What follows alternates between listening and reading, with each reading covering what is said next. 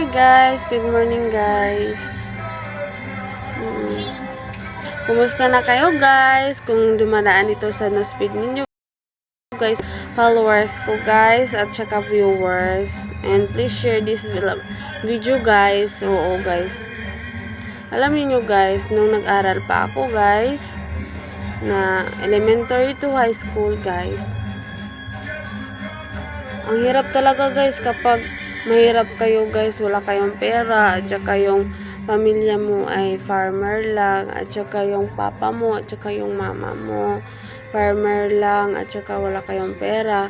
Kasi nun guys, nung ng elementary hanggang sa high school guys, yung gusto mong kumain ng mga pagkain guys na nakikita mo sa classmate mo na kumakain sila ng snack, o ikaw wala kang pera, and then nagugutom ka, wala kang baon na ulam, at saka yung ulam ko guys is yung tuyo guys, at saka yung ginamos, yung Tagalog basta yan guys. Oo, alam nyo, mahirap talaga guys kami guys noon, kasi yung hindi pa naka-abroad yung mama ko guys, hindi pa talaga kami yun, pumunta ka sa tindahan at saka sinabihan ka ng mama mo, punta ka doon sa tindahan at saka mangungutang ka doon ng mga pagkain na uulamin mo na sardinas. Oo, tapos hindi ka papatangin ng mga na may tindahan or nagtitinda, kasi sasabihin nila na ay hindi kami nagpapautang sa inyo kasi wala kayong pera wala kayong ibabayad sa utang ninyo. Pero 'di ba sa dibdib natin masakit na 'yun, kasi ang hirap talaga kapag mahirap kayo na hindi kayo wala kayong pera, ang gusto mong ulam hindi mo mabili, at saka yung pagkain, di ba?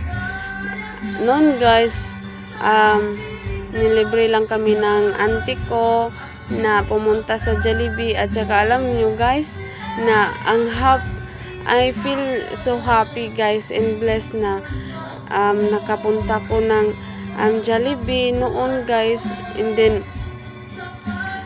ang swerte na ngayon ng mga kapatid ko guys, kasi naka-abroad na yung mama ko, at saka kung pagsabi nila na mabili kami ng bag na maganda, at saka ng sapatos.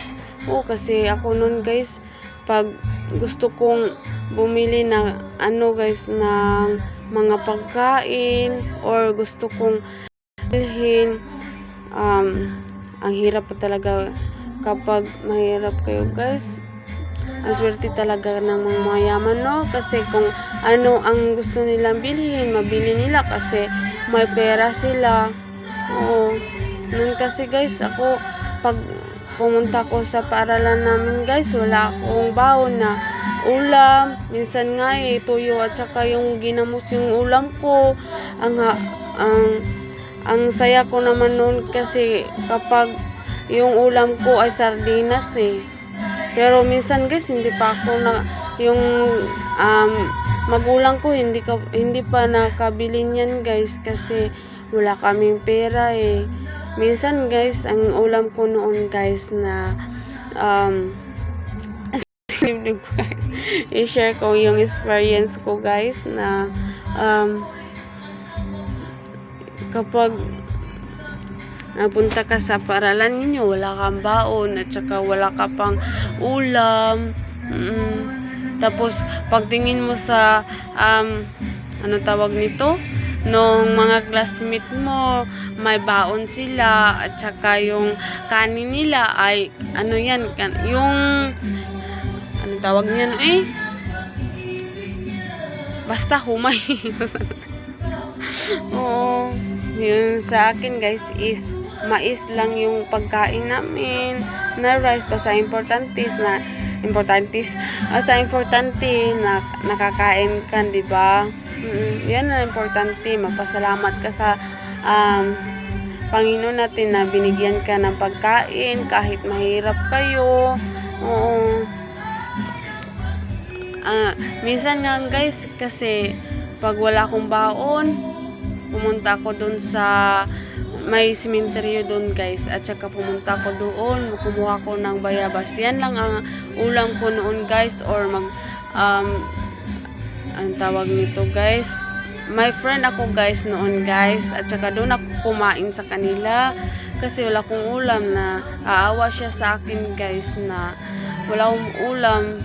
Sabi niya, doon lang tayo kumain sa bahay kasi may ulam kami doon. At saka ang ulam nila, yun lang, kwetsaw, ganun. At saka para sa akin, ay masarap na talaga itong ulam nila. At saka pagkatapos kong kumain, nagpasalamat ako doon sa friend ko na always kong kasama. Oo, hindi ko na isasabi yung pangalan niya guys. And then pasalamat ako sa lahat ng nagtutulong sa akin na nung elementary pa ako at saka high school. Pero nagpasalamat ako sa mama ko at saka yung papa ko, kasi kapag may event guys, tawag nito, pag may festa or kanang may activity yung school namin, pag may banda yung ang tawag niyan yung banda, basta yan guys. Oo, sabi ng mama ko, sali ka doon. Yan, kahit mahirap kami guys, pero pinagsikapan talaga ni mama na or papa na makasali talaga ako doon sa pag majorit guys. Oo, yan. Nakasama ko doon guys, kasali ako doon. At saka sabi niya, sama ka doon at saka sali ka doon sa pag band majorit. Yun guys, sali ako kasi mahilig talaga ako sumayaw guys. Yan talaga ang gusto ko guys, na sumayaw.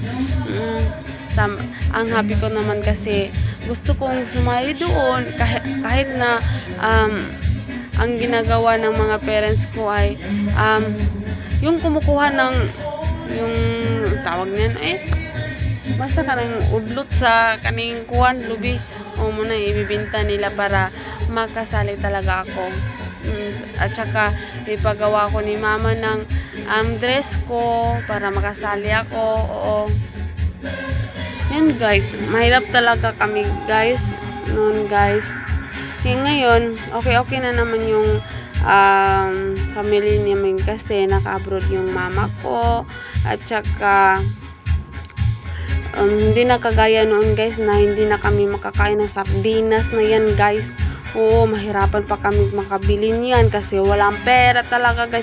Kasi ang inuuna ni mama at saka yung papa ko, yung pagkain talaga na ang kanin guys. Kasi sabi nila, pag rice lang or yung corn rice is kapag mabili kayo niyan or mga kanin, mabilis lang daw mahanap yung ulam guys, kasi pwede kang kumuha ng mga gulay kasi nagtatanim yung papa ko ng mga gulay, so mabilis lang kami makakuha ng mga ulam kahit hindi yan masarap guys. Masarap na naman yan, gulay naman yan.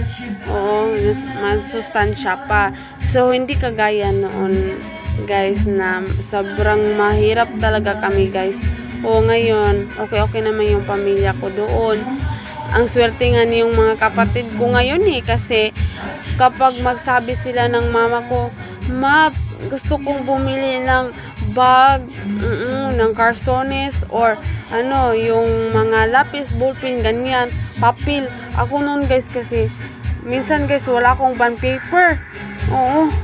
At saka minsan hindi pa ako nabibigyan ng mga classmate ko noon kasi nainis sila sa akin kasi palagi na lang akong hingi guys.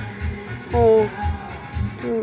Yan sasabi nila guys, palagi na lang ako hingi. At saka meron akong friend guys na palagi akong nabibigyan niya guys, na para sa akin, naaawa siya sa akin guys na wala ako pambili, so binibigyan niya ako guys kasi mabait siya sa akin guys. At saka mabait naman ako guys. Yan guys, mahirap talaga kami guys. Guys, mahirap talaga kapag wala kayong pera guys. Kaya ang masasabi ko sa ibang mga nag-aaral ngayon, unahin niyo guys na makatapos kayo sa pag-aaral. Kasi magaya kayo sa akin guys na kapag wala akong pera na mapampabili ng pampers or something, mga pakailangan ko guys, hihingi ako ng mama ko. Kasi wala akong pambili, wala akong trabaho. So, wala akong choice. So, dapat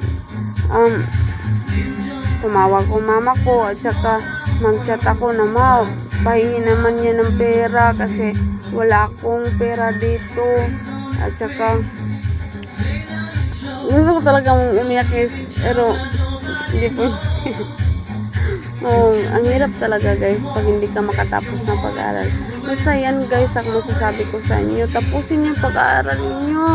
Huwag ninyong intindihin na mahirap kayo, kasi hindi lahat ng panahon ay mahirap tayo guys. Darating din ang araw na ibigay din ni Lord na makaahon kayo sa paghihirap, kasi darating din ang araw na ibibigay din ng Panginoon na hindi na kayo mahirap kasi nakatapos ka ng pag-aaral at saka makatrabaho ka ng hindi mainit dun sa, at saka dun sa may aircon pa yung katrabahuan mo, di ba? Pumuti ka pa, di ba? At saka malaki pa yung sahod mo. Oo. At saka respeto ka talaga sa ibang mga tao kasi nakatapos ka eh. But kahit nakatapos ka, wag mong ayusin mo din yung ugali mo. Oo.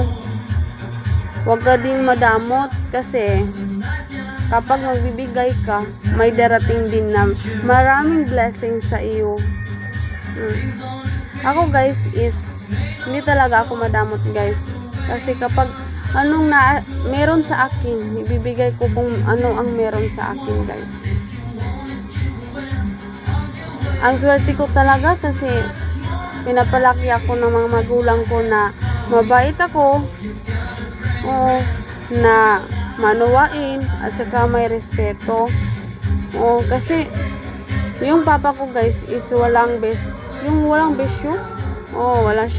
Hindi siya nagsisigarilyo or nagsigaret o nag-smoking. Hindi yan. Wala siya yan guys. Hindi siya umiinom. Wala siyang bisyo guys.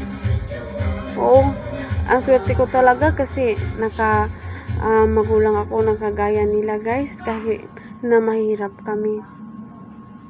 Ang swerte ko talaga. Kasi ang bait nila guys sa akin.